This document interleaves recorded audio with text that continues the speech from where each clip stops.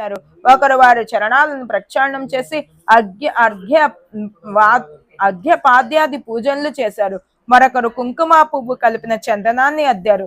ఒకరు వారి నోటికి తాంబూలాన్ని అందించారు.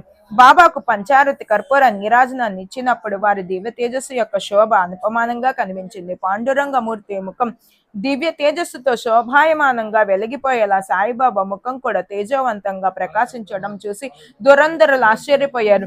ఆకాశంలో మెరిసే మెరుపు భూమిపై నుండి చూడలేనట్లు సాయి నొసటన తేజస్సు చూడలేక కళ్ళు మెరిశాయి. ఆ మరునాడు తెల్లవారుజామున జరిగే కాకడహారతికి దురంధర ప్రబుద్ధులు వచ్చారు. అప్పుడు కూడా బాబా ముఖంలో అదే తేజస్సు అవలోకించారు. అప్పటి నుండి బాలారాంకు సాయి చరణాలు యందు కుదిరిన దృఢమైన నిష్ట మరణించే వరకు ఏ కొంచెమూ చెల్లించలేదు. హేమాడు సాయి చరణాలకు శరణించి తర్వాతి అధ్యాయంలో ఈ గ్రంథాన్ని సంపూర్ణం చేసి సింహావలోకనం చేస్తాడు.